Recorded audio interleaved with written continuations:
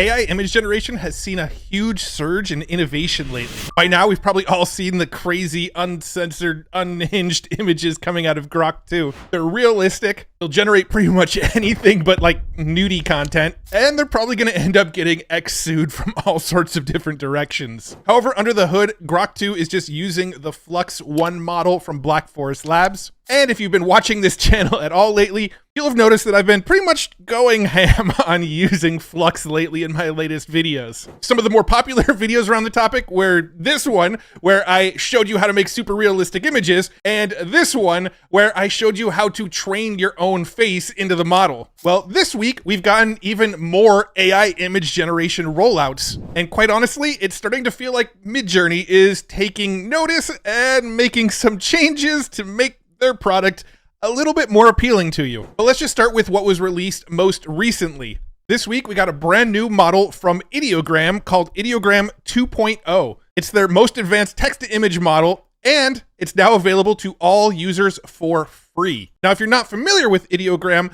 I made some videos on it several months ago, but it was pretty much the first text-to-image generator that was really good at actually adding text into your images. And I actually believe it's using its own foundation model, so it's not built on top of something like Stable Diffusion or DALL-E 3 or Flux or something like that. It's its own unique model. And with this latest rollout of Ideogram 2.0, it's pretty much on par with most of the other AI image generators out there. The problem is, since it's not an open model, we don't have things like control nets and LoRa's and IP adapters and in-painting and out-painting and all of the stuff that you can do with all these other models yet. However, one thing it does have going for it is that anyone can use it for free right now. So in this video, what I want to do is I want to put Ideogram to the test. I want to play with some other new AI models that are coming out, and I want to sort of pit them against each other and see what's good at what. So in order to do this, I actually use Claude to generate 4 different prompts that I'm going to use in a bunch of different image generators, and we'll see how they all stack up against each other. I'm going to be testing for 4 things in this video.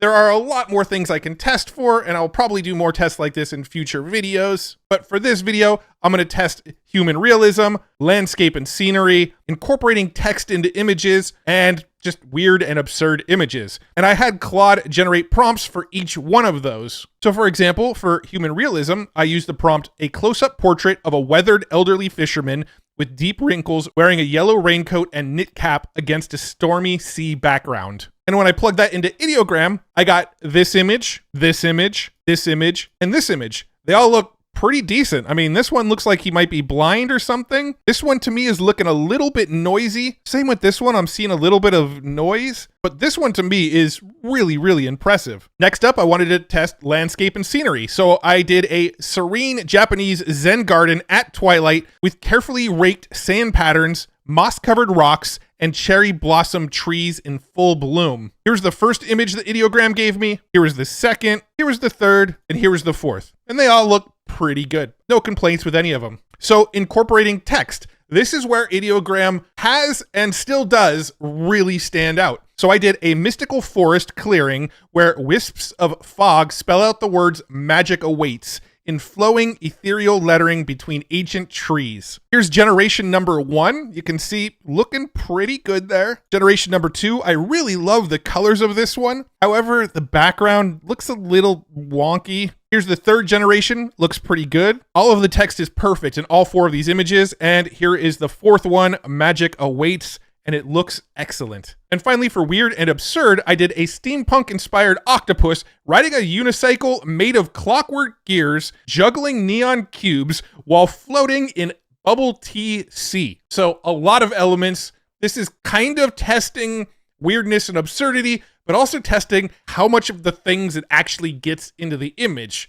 How adherent is it to my prompt? And well, here was the first one that it came up with. We've got our octopus. We've got our unicycle made of clockwork gears, juggling neon cubes while floating in a boba tea sea. Now, it kind of put the boba tea on the side, so it's not really in the sea, but it did a pretty damn good job of getting all of those elements in there. Here's the second generation. We've got our cubes. These kind of look more like marbles to me. We've got our clockwork geared unicycle. Once again, it pretty much got all the elements. Here's the third one. Not seeing the boba tea element, but everything else it did a pretty good job on. And here's number 4. Once again, got everything. We see the steampunk style, the cubes. Hard to say this is boba tea, but pretty dang close with all of the elements.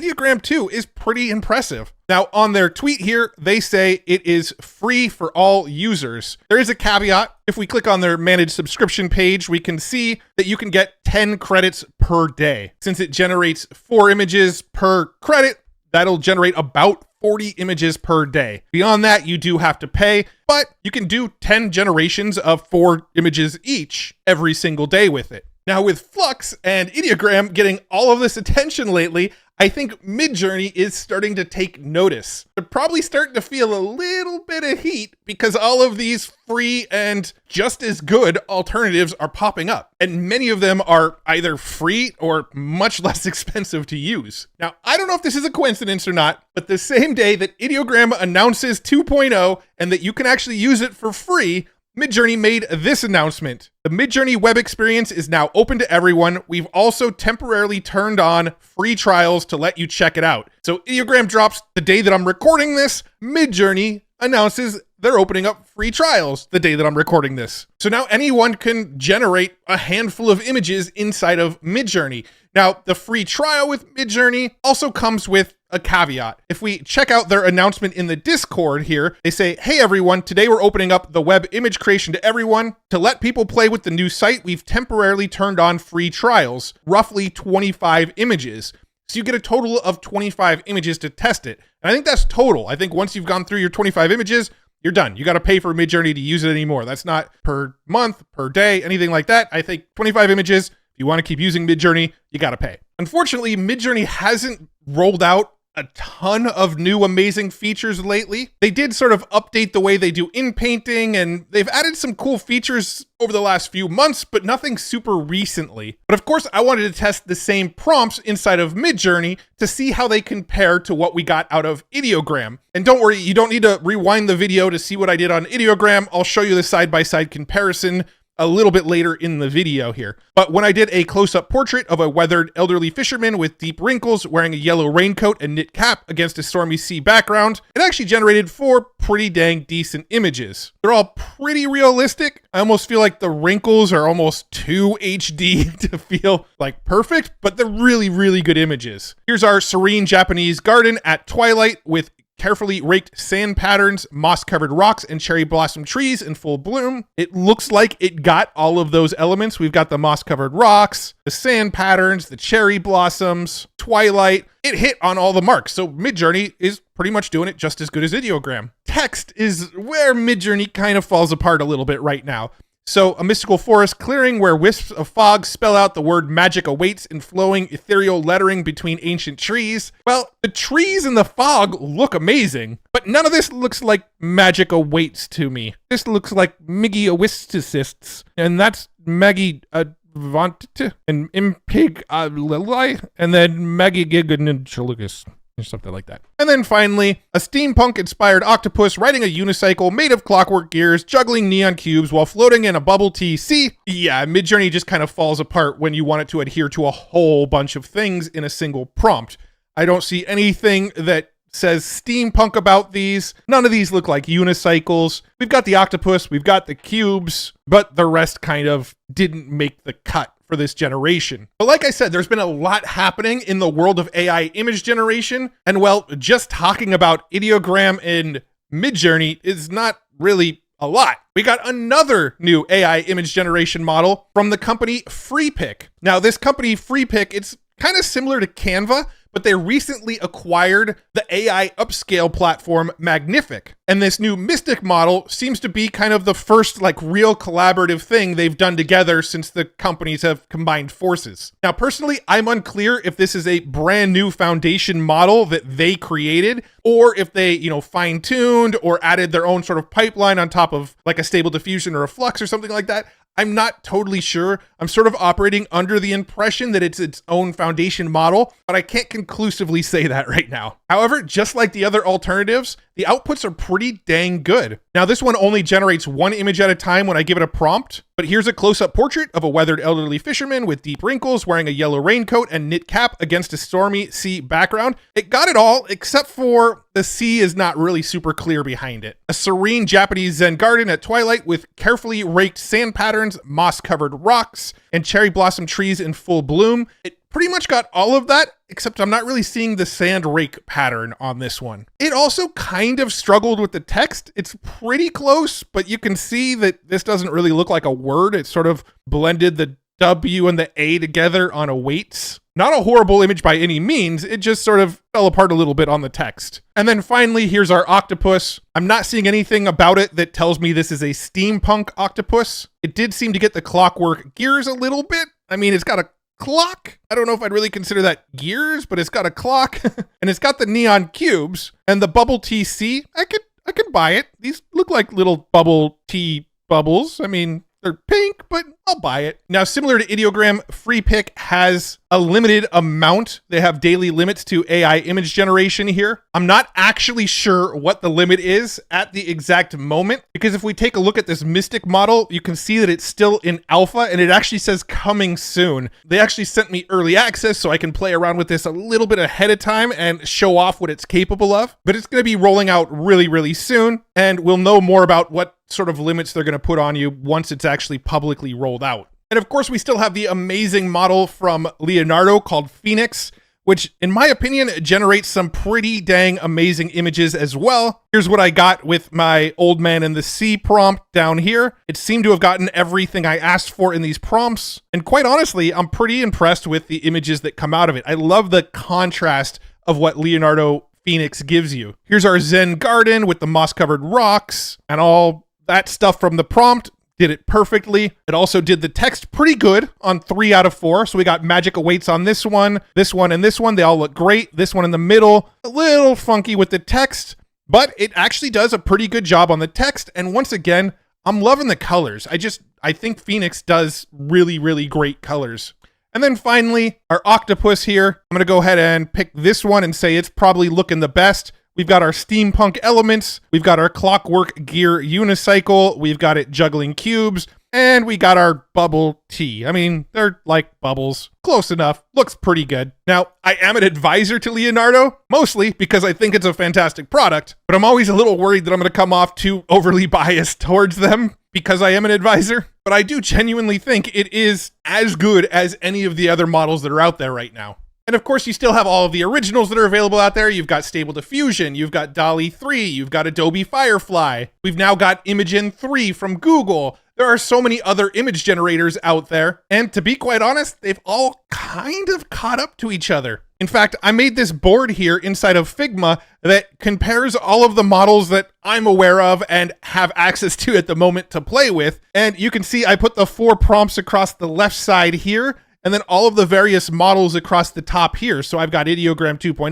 Midjourney 6.1, Freepik Mystic, Leonardo's Phoenix, Flux.1, which I generated directly inside of Grok. We've got DALL-E 3, Stable Diffusion 3, Firefly 3 from Adobe, Meta's Emu, Imagen 3 from Google, and then we've got Playground V3 over here. I'll actually link up to this Figma board in the description below if you want to take a peek, because one thing that's really cool about Figma, and I've only recently started playing with Figma, is if I hold down Control and then zoom in, all of these images are actually full quality when we zoom in on them. So you can actually look at some of the more fine details of any one of these images that I've shown off by zooming in on this. So you can see here, when we look at Ideogram, here's our close-up portrait of a weathered elderly fisherman with deep wrinkles, etc., etc. Here's Ideogram. I'll zoom in on this one. Move over here. You can see Midjourney 6.1 compared to it. Slide over a little bit. Here is the Freepik Mystic version of it. Here's the Leonardo Phoenix version of it. Flux 1 that I generated in Grok. Here's the DALL-E 3 version that I generated. Stable Diffusion 3, Firefly 3, which kind of looks like Santa wearing a yellow jacket, honestly. Here's the Meta Emu version of it, the Imagen 3 version of it, and the Playground version 3 of it. All of them did a pretty dang good job. And I think what we're seeing here is that pretty much all of the models have kind of converged and are pretty much equally as good at realism. If there's one that I say is a low point for realism, it's probably this one here with Firefly 3. It just looks a little off to me here. And then this one here from Playground 3, it would be decent, but it made the eyes just a little too blue. With our Zen Garden, here's how Ideogram compares to Midjourney 3 right here. Here's how it compares to Mystic. Again, you can see that it's sort of missing the patterns in the sand, but other than that, it got pretty much everything. Here's the Leonardo Phoenix version, the Flux version, the DALL-E 3 version, our Stable Diffusion 3 version, the one that came out of Firefly, and then we have Emu, Imogen, and Playground 3 for that prompt, so you can kind of see the comparison. And again, I will link this in so you can zoom in and scroll around and look at it all. Now taking a peek at incorporating text, once again, here's our Imogen 2 model versus Midjourney, which doesn't quite do the text very well. Here's the Freepik Mystic version, Leonardo Phoenix, Flux 1, DALL-E 3, which I'm really impressed with how good it's doing text these days. It wasn't doing text very well a couple months ago. Here's Stable Diffusion 3, kinda didn't get the text amazing, but for the most part, pretty good. It's just messed up the G. It kind of looks more like a backwards R. Here's Firefly. It just absolutely refuses to do text in the image, didn't even try. Here's Meta's Emu, actually pretty good at text. Imagine 2, pretty good at text again. And then here's the Playground V3. It actually did a decent job of the text. It actually kind of more looks like the text is made out of smoke. So pretty impressive on that one. And then finally, when we're looking at our prompt adherence here on our weird abstract steampunk octopus, Imogen 3 kind of crushed it. Here's Midjourney. We already talked about that one. It's kind of missing a few of the elements. Here's the version out of Freepik Mystic, our version out of Leonardo Phoenix. Here's what Flux 1 generated. It kind of put human legs. It didn't do a unicycle. It kind of made it more like a bicycle. They're definitely not in a sea of boba tea, but it's got an octopus and some cubes, but no clockwork, no real steampunk.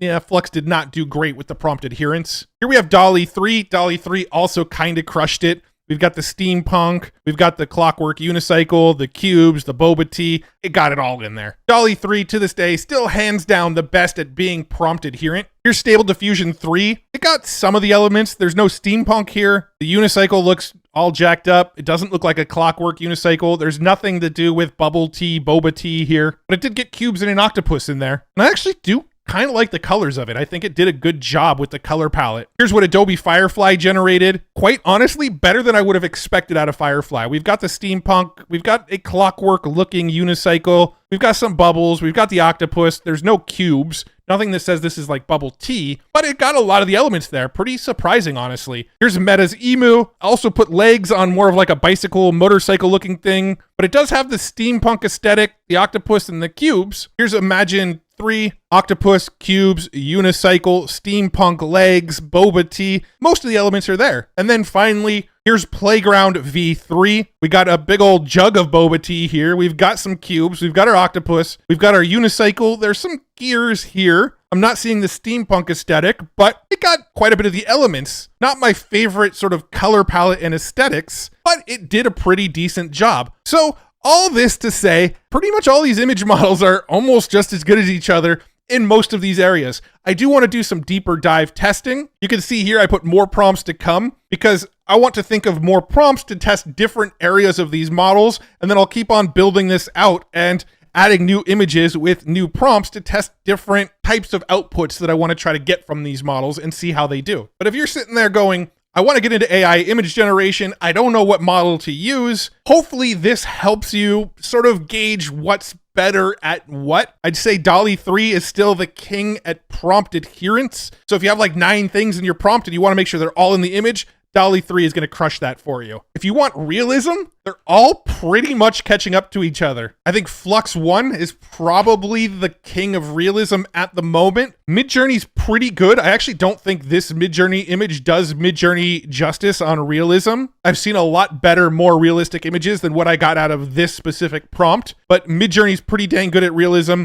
I mean, Ideogram's looking pretty dang good at realism. You really can't go wrong. Firefly 3 and Playground V3 are the two that I'm like, nah, I don't know about that. If you want to get text in your image, Ideogram is definitely going to be the king of that one right now. But Phoenix does an amazing job. Flux seems to do a pretty good job. DALL-E 3 does a really good job. Imagine 3 is doing a pretty good job. Playground V3 is doing a pretty good job. Most of the models are doing a pretty decent job at getting the text into the image. So maybe just avoid Firefly if you need to get that text in it, and maybe avoid Midjourney if you need to get text in the image. Midjourney's not doing amazing at that still. And if you're just looking at overall aesthetics, that's just a little too subjective for me to tell you what's the winner. We're all gonna have different tastes on what we think the best aesthetics are in an image. Personally, I know I'm biased, but personally, I love the aesthetics of Leonardo Phoenix. And I also think typically Midjourney does a really amazing job with the aesthetics and the color contrast and things like that. But again, I'm gonna do more tests. I'll probably make a part 2,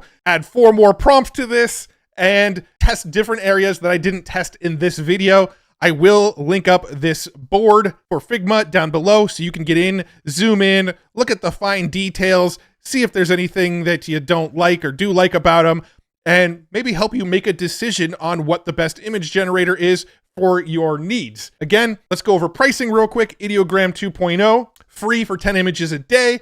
Midjourney 6.1, 25 images total on the free trial. Mystic, not quite available yet. Leonardo Phoenix has a limited amount of free credits. Flux 1, if you are a Grok user, you can use it directly inside of Grok. But I also made a video about how to use it with Glyph, where you can actually generate images with Glyph, so check that out. DALL-E 3, you can generate 100 images a day for free using Bing's image creator. Stable Diffusion 3, I'm sure there's some free models out there. I think you can find it on Hugging Face and generate on Hugging Face. Firefly 3, I think you need to be an Adobe Creative Cloud member. I'm not 100% sure. I'm an Adobe Creative Cloud member, so I was able to do it within my Creative Cloud. I don't actually know the pricing to just use Firefly. It may just be free. Meta's Emu, you can use it for free directly inside of Instagram and WhatsApp and Facebook Messenger. Imagine 3, you can use it inside of Google's AI Test Kitchen for free right now. Playground version 3, they give you a certain amount of credits per day to use it for free. Right now, the most expensive model you can possibly use is Midjourney, and Midjourney knows that, which is why they just opened up their free trial again. And that's my long, probably overcomplicated breakdown of the current landscape of AI image generation.